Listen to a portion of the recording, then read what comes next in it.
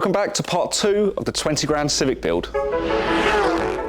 In last week's video, you saw us cover the powertrain modifications. The car had already benefited from a new upgraded intercooler from HKS, but we fitted a new eventuri intake, HJS downpipe, and a remus exhaust. That was all rounded up and finished off with a Honda Flash Pro and the dyno tuned with Romain from Racecal on our dyno. In this week's video, we're going to be looking at the suspension.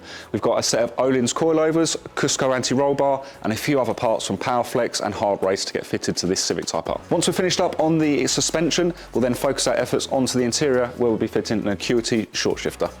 Before we get stuck into the suspension and the strip down and then build up of the new suspension going onto the car, I guess you're dying to know what power we ended up producing on this car last week. Let's go have a quick look at the dyno and review some of the figures.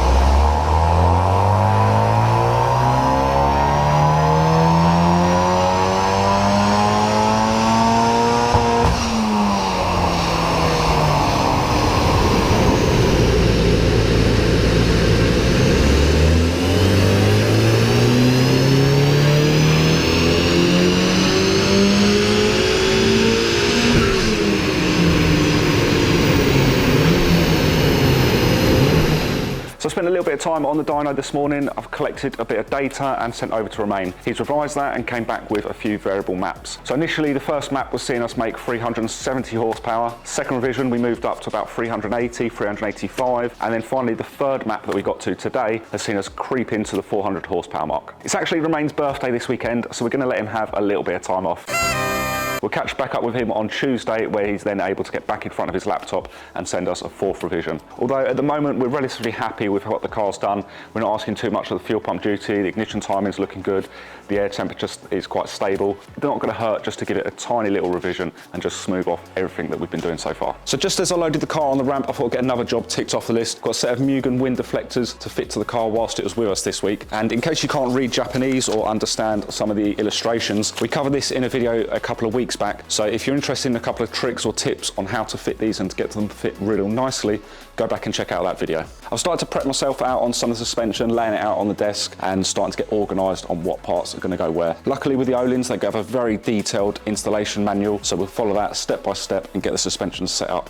Absolutely lovely. So on the job today, we're going to be replacing the front and rear shock absorbers. We're also going to be looking at the front lower arm bushes, along with the small bush of that front lower arm, front camber joints. So it's going to allow us to dial in a bit of negative camber on the front suspension. And then moving back over towards the toolbox, we've got Hardrace rear camber arms, again for dialing in rear camber, and then a front anti-roll bar. With the fact that we've got front shocks to do and the anti-roll bar, it means that the subframe's going to come down, the full strut's going to come out, so it's going to be a big strip down on the suspension. So whilst the front subframe is down, we're also going to be able to tick another job off the list, fitting off the rigid collars. Simply, whilst we've got the subframe down, we're going to be fitting the anti-roll bar, and we just pop the rigid collars into place as it all goes back together. As you can see, the Öhlins coilovers come disassembled to start with, so we need to go through an assembly of those. Obviously I've got the springs out and some of the seat cups there, but I've got some of the more intricate parts inside the drawer.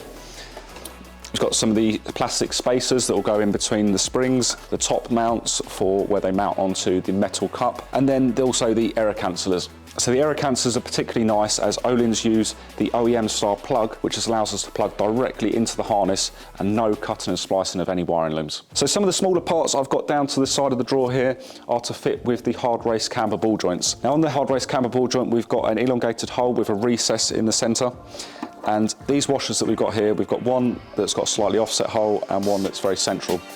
These will drop straight into the recess and allow us to have a fixed position of how aggressive we want the camber set up. So I mentioned the installation instructions. Now they're particularly good from Öhlins. Come in a nice clear wallet. Obviously feels quality straight away, it's just as you're opening it up. But on the first booklet, you've got some of the fundamentals of setting up camber and how to adjust.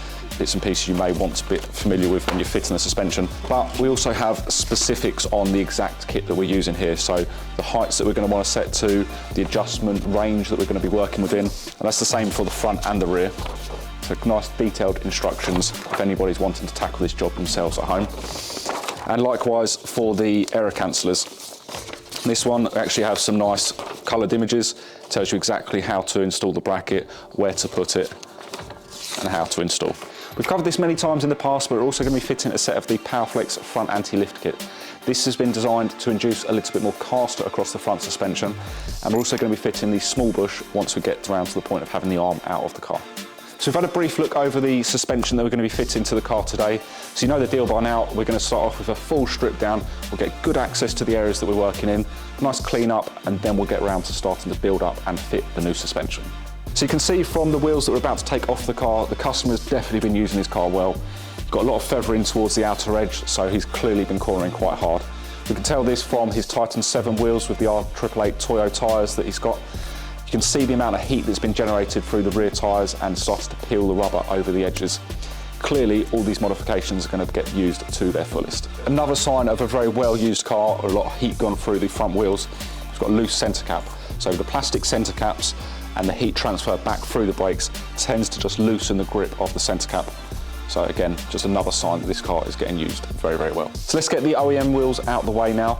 It's the last time we're going to see the car with these wheels on, and it's going to look quite different when we drop it off of this ramp. It's going to have the new suspension fitted, the Titan 7 wheels going to be back on the car, so it's going to be looking a fair bit more aggressive.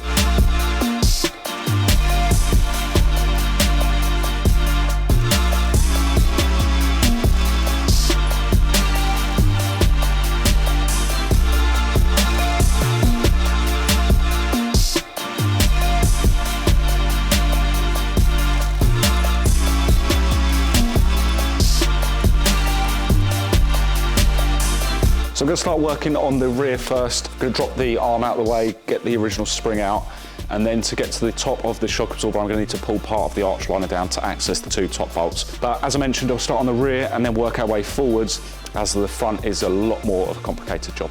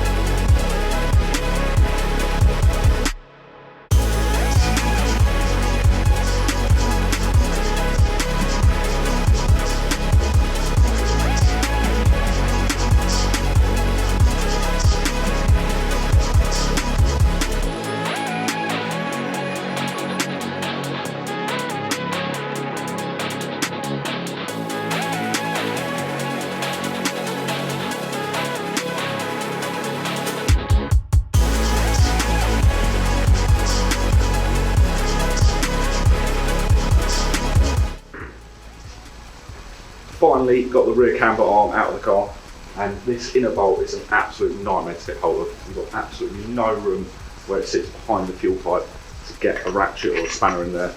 Probably a lot easier to drop the subframe, but you really want to go disturbing everything, considering we've already got the exhaust fitted now.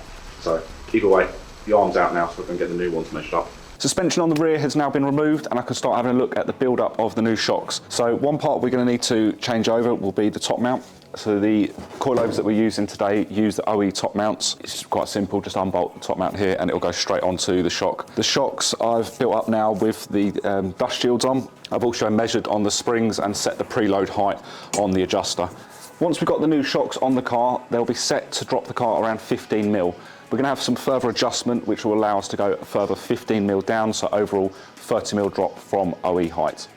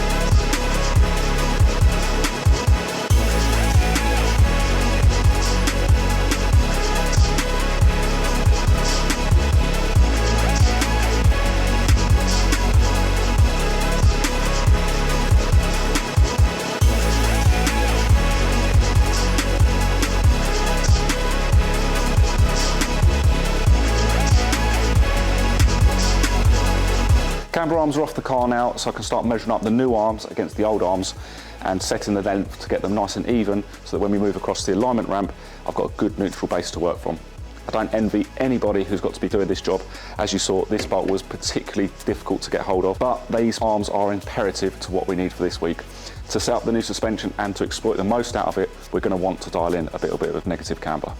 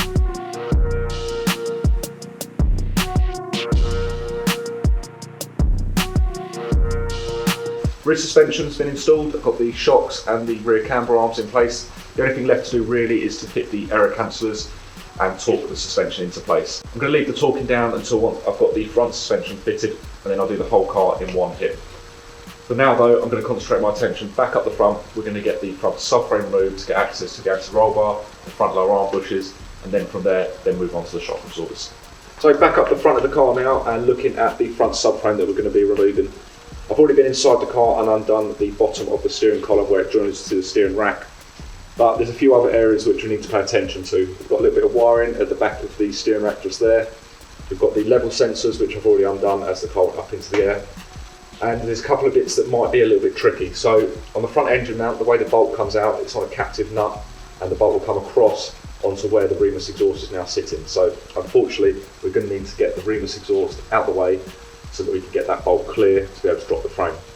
Other areas where I need to touch at the moment are going to be the track bends, the link arm here, the camber ball joints, the stabiliser link, the anti-roll bar drop link, quite a few there, so I'll probably air gun a lot of that off just for speed. And then I've got the subframe bolts, so I've got a couple of subframe bolts to the back, onto the back bushes, and then the same again on the front. At that point I should be able to get a jack stand in place and lower the frame off of the car.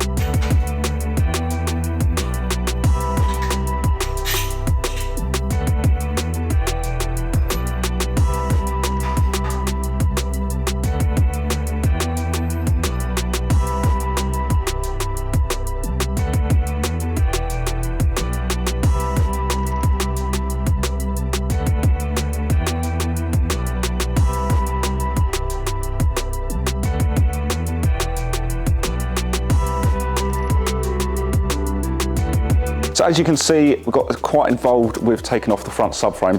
Got full strip down, I'm giving it a bit of a clean up before we start assembling.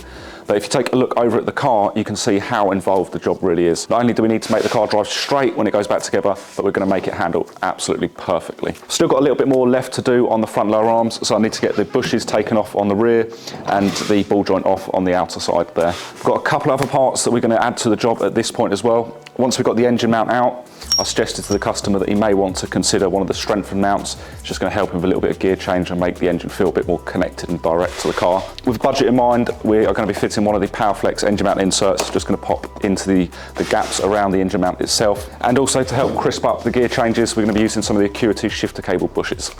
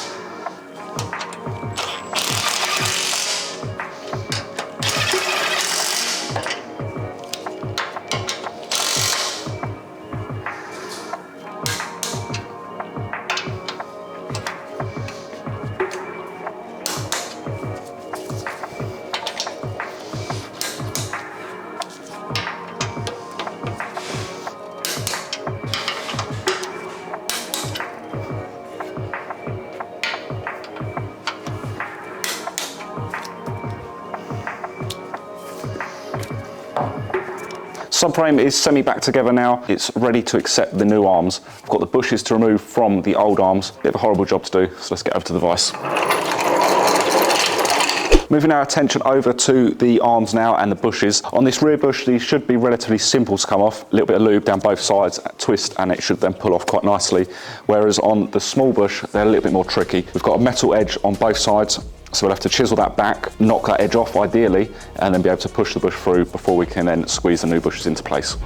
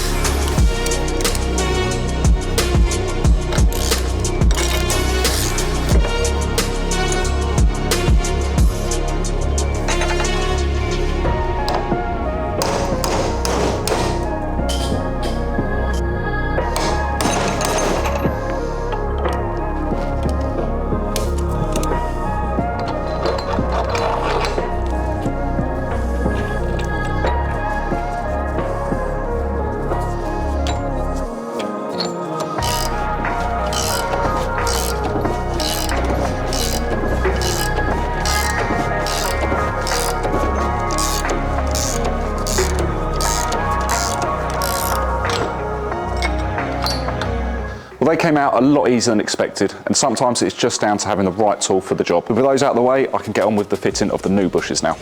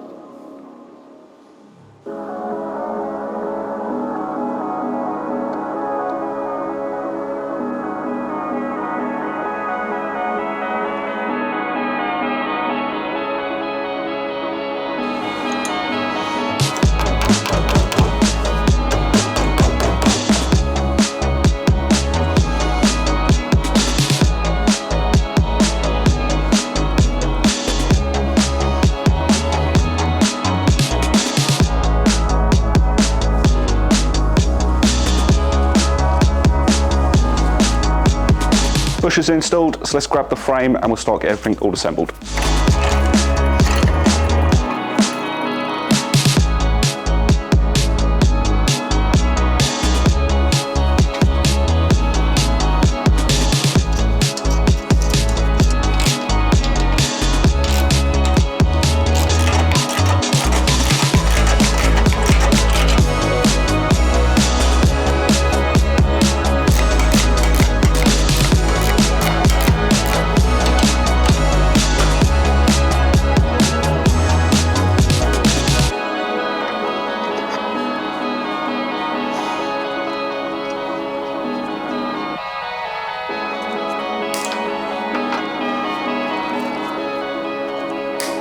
The final part left for the subframe, now that we've got the arms in place, is to drop the rigid collars into the holes that they're going to be sitting in.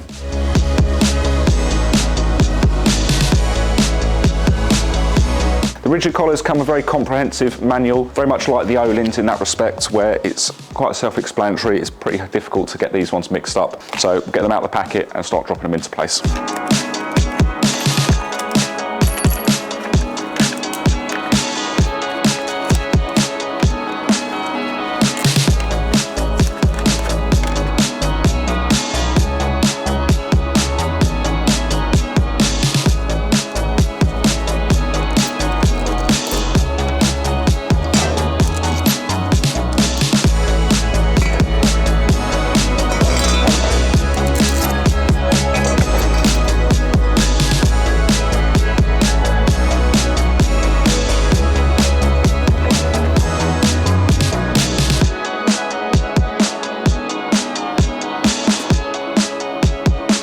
The bonnet has just arrived back from paintwork and I can't wait to show you. It's looking amazing.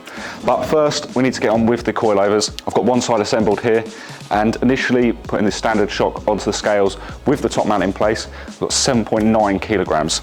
On this one, 6.1, so nearly a 2 kilogram saving on the front shocks. Obviously the rears were a kilogram saving. This is all adding up to going to be a great handling car. So on the front shocks, very much similar to the rears, we're going to work with Öhlins recommended spec. We've measured up on the shock itself, equaled them out, so we just need to assemble now.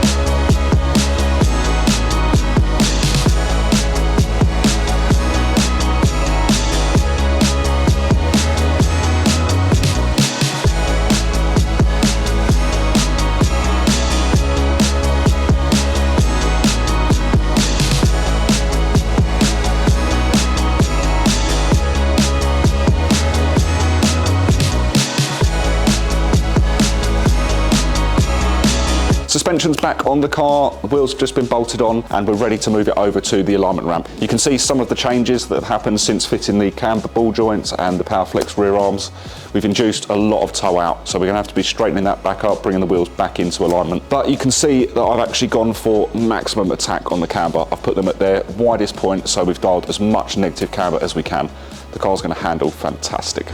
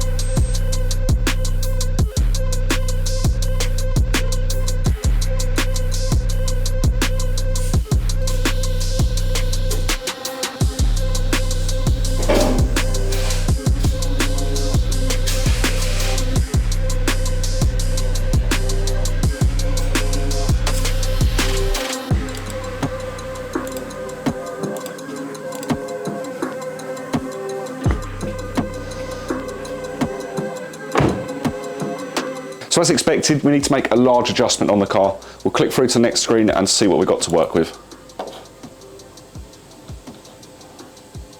Wow, okay.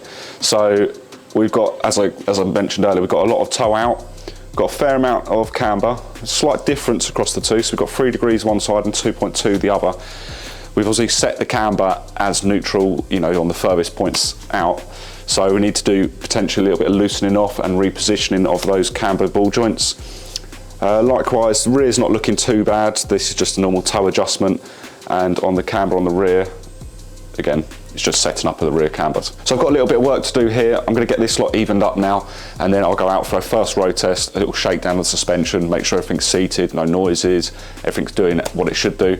I'll collect a log to then report back to Romain on how the car's driving on the road, and then we'll most likely bring it back onto the alignment ramp for final tweaks.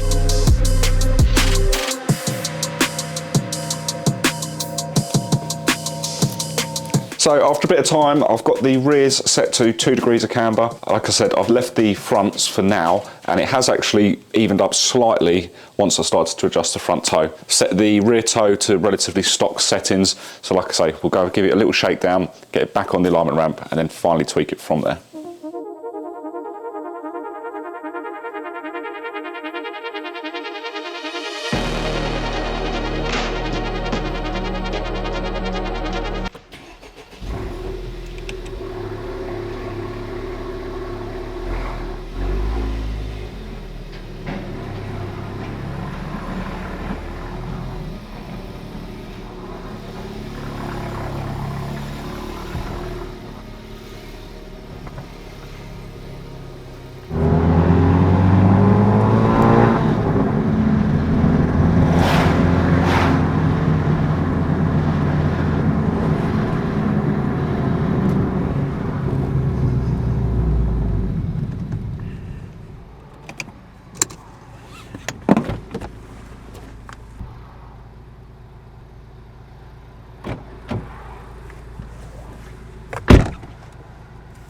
Police don't tend to like you driving around with these on.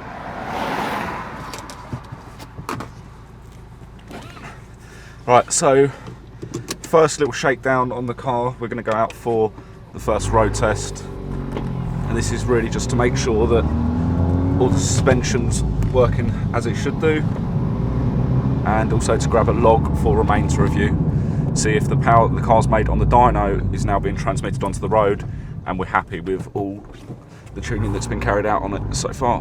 So we let the car warm up, and I've got a few traction lights left on from being on the dyno, so we'll let those clear. We'll go through an ignition cycle, then start to get a bit of a feel for how the car's reacting now.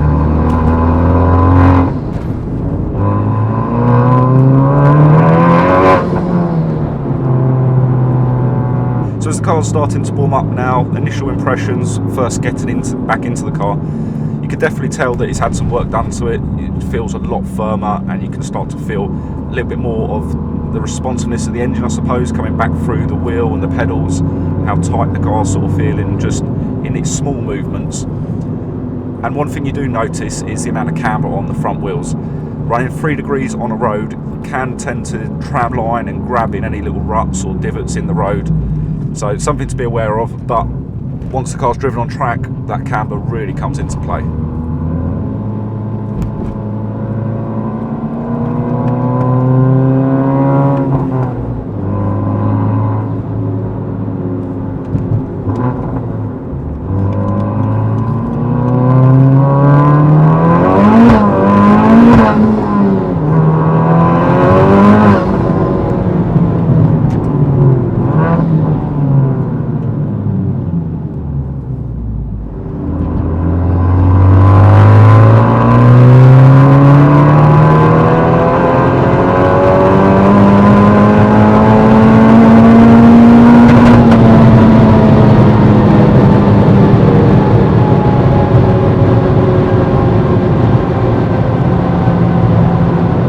Okay, so I've just pulled over, and I'm going to just save the log I've got on the laptop, and we don't really want a big 10-minute file, just to review a small bit of data that we need to have a look at.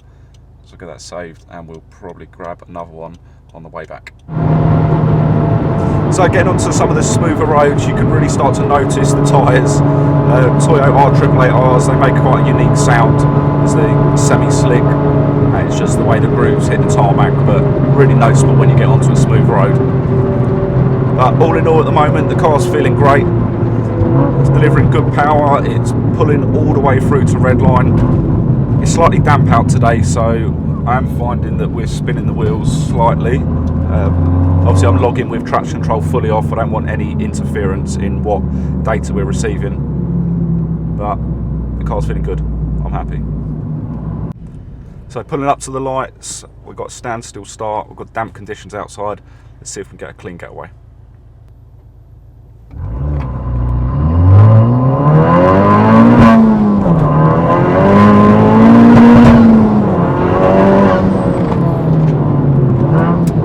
So the power's certainly there. Tyres and brakes warmed up, but can it dance?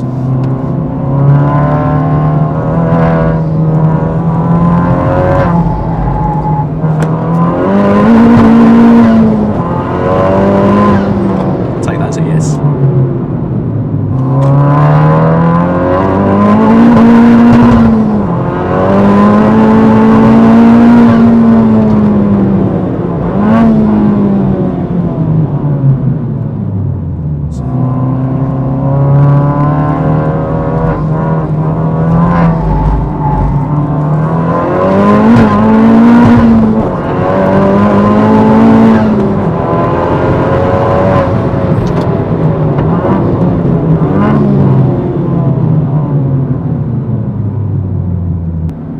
So overall, I am pretty impressed with this car. Öhlins coilovers, Cusco front anti-roll bar, Summit rear anti-roll bar.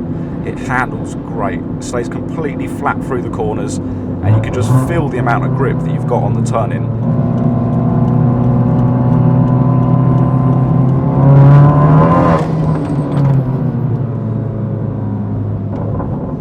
So as I head back to the workshop now, I'm going to put the car back onto the alignment ramp and see where I'm at now that the suspension's had a bit of a move around.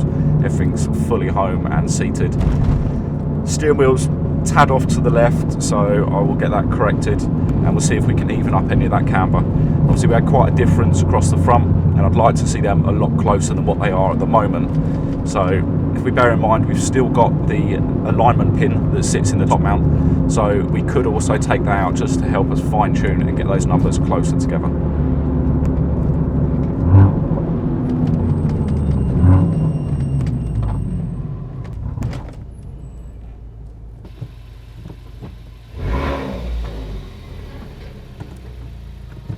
There we have it, first shakedown complete. So the final parts to get fitted to the Civic this week is going to be the short shifter. We've got a full acuity short shifter system to go in, along with the acuity shifter cable bushes. We're also going to be fitting acuity gear knob and gear gaiter surround. We're going to change out the leather gear gaiter from one of the Dream suede gaiters also.